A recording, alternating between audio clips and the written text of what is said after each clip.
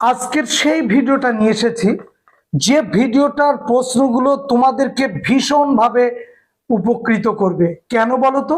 কারণ চতুর্থ অধ্যায়ের যে প্রশ্নগুলো বিভিন্ন সালে এসেছে, অর্থাৎ চতুর্থ অধ্যায়ের যে প্রশ্নগুলো বিভিন্ন সালে এসেছে, যে প্রশ্নগুলো তুমি এখনো রেডি করনি, সেই প্রশ্নগুলো নিয়েই আজকে আমরা উত্তর দেব এবং সেই সম্পর্কে বলবো। একদম টু দা পয়েন্টের উত্তর, এখানে কোনো বেশি লিখতে হবে না। তোমরা জানো যে এসএকিউ যেগুলো চাওয়া হয় উত্তর, শুধু সেইটুকুই দিতে হয়। 2 নম্বরে একটু ব্যাখ্যার প্রয়োজন আছে।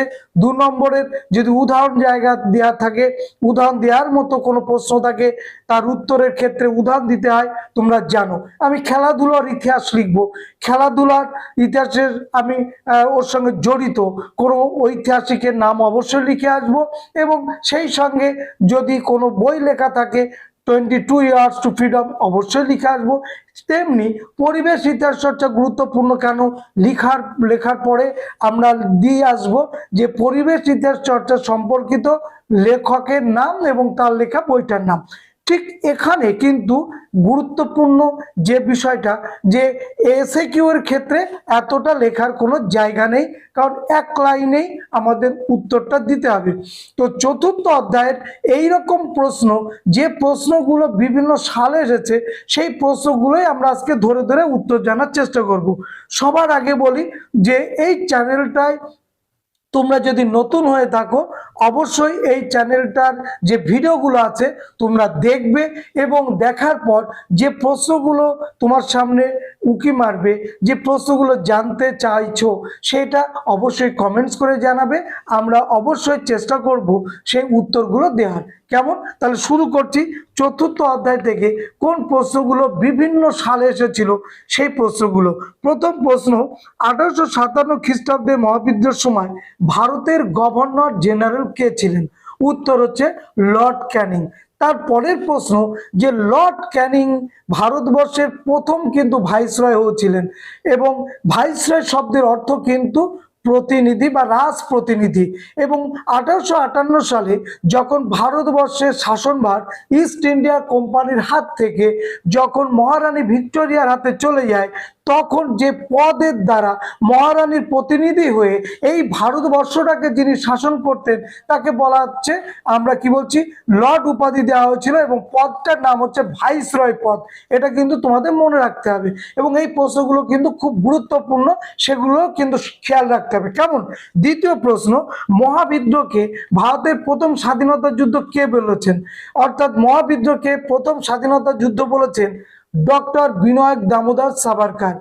দ্য ওয়ার অফ ইন্ডিপেন্ডেন্স গ্রন্থে তিনি প্রথম উল্লেখ করেছেন যে সিপাহী বিদ্রোহ ছিল ভারতের প্রথম স্বাধীনতা সংগ্রাম। নেক্সট প্রশ্ন, মহাবিদ্রোহকে যে ব্রিটিশ লেখক সিপাহী বিদ্রোহ আখ্যা দিয়েছেন, মহাবিদ্রোহকে কোন কোন ব্রিটিশ লেখক সিপাহী বিদ্রোহ বলে আখ্যা দিয়েছেন, তাদের মধ্যে একজনের নাম তোমাকে লিখতে হবে। তুমি লিখতে পারো চার্লস রেক্স, তুমি লিখতে পারো জন কে, যে কোনো একজনের নাম লিখলে কিন্তু উত্তরটা কমপ্লিট। পরের প্রশ্ন, মহাবিদ্রোহকে কৃষক বিদ্রোহ বলেছেন কে? আমরা দুটো উত্তর এখানে দেব। তালমিস খালদুন, আমরা লিখব শশী ভূষণ চৌধুরী। কেমন? তাহলে এই প্রশ্নগুলো কিন্তু তোমাকে জানতে হবে এবং লিখতে হবে। নেক্সট হচ্ছে 1857 খ্রিস্টাব্দের 10ই মে সিপাহীরা কোথায় প্রথমে সিপাহী বিদ্রোহ করে সেই স্থানটি দখল করে নিয়েছিল? উত্তর হচ্ছে মিরাট। মনে থাকবে। নেক্সট প্রশ্ন, সিপাহী বিদ্রোহের প্রথম শহীদ হয়েছিলেন কে? প্রথম শহীদ হয়েছিলেন যিনি, তিনি হচ্ছেন মঙ্গল পাণ্ডে।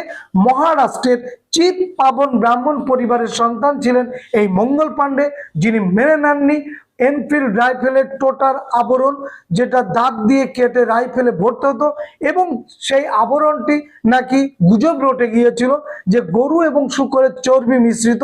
ইনি এটা মেনে নিতে পারেনি, এবং পারেনি বলেই তিনি 34 নং রেজিমেন্টের এই চিত পাবন ব্রাহ্মণ পরিবারের সন্তান হিউসেনকে গুলি করে প্রথম প্রতিবাদ করেন এবং প্রথম শহীদ হন। নেক্সট প্রশ্ন, মহাবিদ্রোহের সময় মুঘল সম্রাট কে ছিলেন? অথবা মহাবিদ্রে সিপাহীরা কাকে ভারত সম্রাট রূপে প্রজেক্ট করেছিল বা ভারত সম্রাট রূপে গণ্য করেছিল বা অভিহিত করেছিল, যে জেতার পর এই ভারতের আবার তিনি সম্রাট পদ পাবেন ভারতবর্ষ শাসন করবার জন্য। তিনি আর কেউ নয়, শেষ মুঘল সম্রাট দ্বিতীয় বাহাদুর শাহ। এবং তিনি হেরে যান। তোমরা জানো যে মহাবিদ্রে ব্যর্থ হলো এবং তাকে রেঙ্গুনে নির্বাসিত করা হয়েছিল এবং সেখানেই তিনি দেহত্যাগ করেন। পরের প্রশ্ন, মহাবিদ্রের প্রত্যক্ষ কারণটি কি? অবশ্যই মহাবিদ্রের প্রত্যক্ষ কারণ ছিল, লিখবো এনফিল্ড রাইফেলের প্রবর্তন। ক্লিয়ার? তাহলে মহাবিদ্রের প্রত্যক্ষ কারণ হচ্ছে এনফিল্ড রাইফেলের প্রবর্তন। যেমন প্রথম বিশ্বযুদ্ধের প্রত্যক্ষ কারণ কি? সেরাজেভো হত্যাকাণ্ড।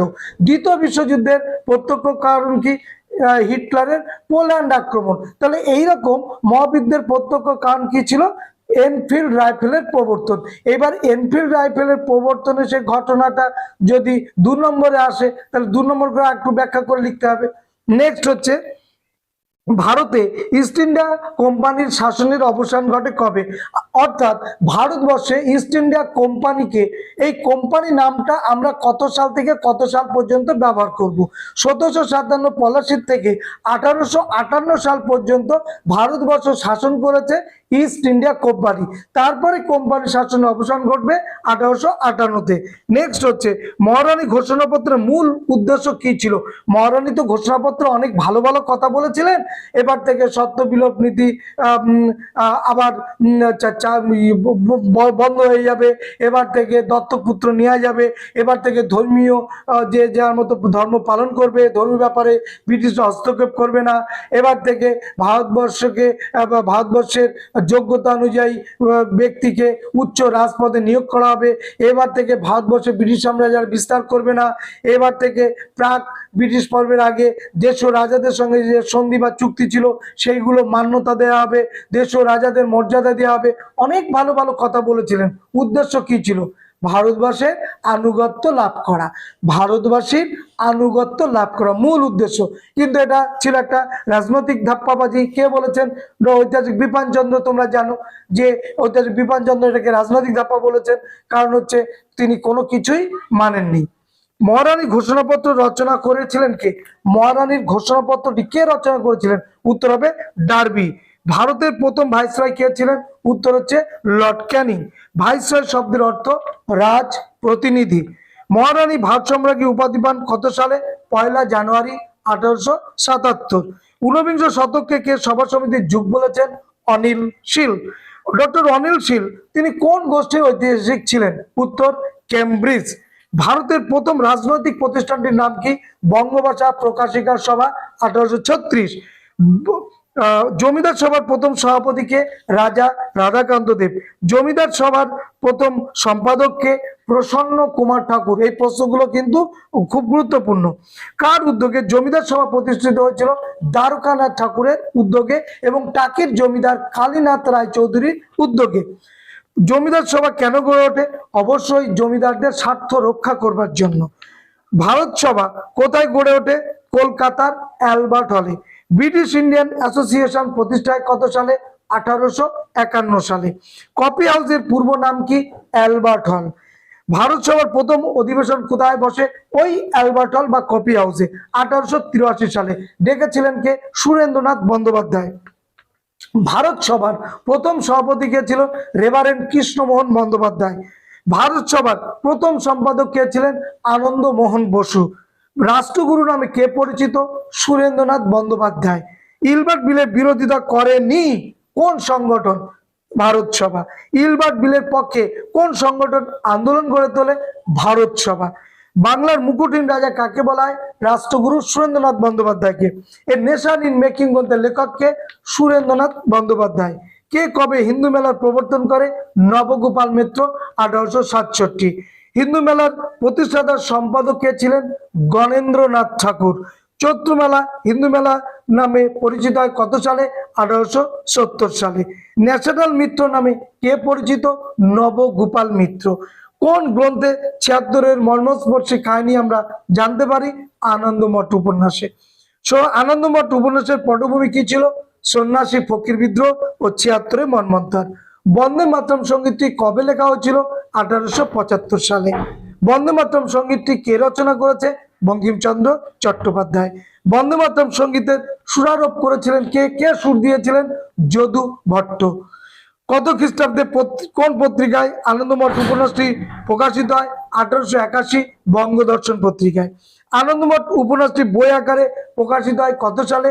1882 সালে। 1909 খ্রিস্টাব্দে ঋষি অরবিন্দ কোন শিরোনামে বন্দে মাতরম গানটির ইংরেজি অনুবাদ করেছিলেন? উত্তর হচ্ছে মাদার আই বো টু দি। বর্তমান ভারত গ্রন্থটির লেখককে? স্বামী বিবেকানন্দ। বর্তমান ভারত 1899 খ্রিস্টাব্দে প্রথম প্রকাশিত হয় কোন পত্রিকায়? উদ্বোধন পত্রিকায়। কত খ্রিস্টাব্দে স্বামী শুদ্ধানন্দ বর্তমান ভারত গ্রন্থাগারে প্রকাশ করেন? 1905। বর্তমান ভারত গ্রন্থ রচনার মূল উদ্দেশ্য কি ছিল? স্বাদেশিকতার প্রচার। গোরা উপন্যাস রচনা করেন কে? রবীন্দ্রনাথ ঠাকুর। গোরা উপন্যাসটি 1910 খ্রিস্টাব্দে গ্রন্থাগারে প্রকাশিত হয়েছিল। সত্য না মিথ্যা? সত্য। গোরা উপন্যাস রবীন্দ্রনাথ ঠাকুর ইউরোপীয় সমাজকে সমর্থন করেছিল কি করেনি? করেনি। ভারত মাতা চিত্রটি কে এঁকেছিলেন? অবনীন্দ্রনাথ ঠাকুর। ভারত মাতার ছবিটির প্রেক্ষাপট কি ছিল? বঙ্গভঙ্গ। অবনীন্দ্রনাথ ঠাকুরের কোন গ্রন্থে ভারত মাতার বর্ণ পাওয়া যায়? ঘরোয়া গ্রন্থে। ব্যঙ্গ চিত্রকলার জনককে? অবনীন্দ্রনাথ ঠাকুর। গগনেন্দ্রনাথ ঠাকুর কি জন্য বিখ্যাত? ব্যঙ্গ চিত্রকর হিসাবে বিখ্যাত। গগনেন্দ্রনাথ ঠাকুরের ব্যঙ্গ চিত্রগুলির মধ্যে অন্যতম পৃষ্ঠপোষক কে ছিলেন? রমানন্দ চট্টোপাধ্যায়। কোন দুটি পত্রিকায় গগনেন্দ্রনাথ ঠাকুরের ব্যঙ্গচিত্রগুলি প্রকাশিত হতো? একটা হচ্ছে প্রবাসী আর একটা হচ্ছে মডার্ন রিভিউ। কিন্তু প্রথম যে পত্রিকা প্রকাশিত ছিল সেটা কিন্তু অমৃতবাজার, তোমরা জানো। তো যে প্রশ্নগুলো দিলাম এই প্রশ্নগুলো বিভিন্ন সালে কিন্তু এসেছে। আমি চাইবো তোমরা এই প্রশ্নগুলো অবশ্যই রেডি করে রাখবে। যারা অনলাইন ক্লাস করতে চাও অবশ্যই হোয়াটসঅ্যাপে যোগাযোগ করবে। দেখা হবে নেক্সট ভিডিওয়। সবাইকে ধন্যবাদ।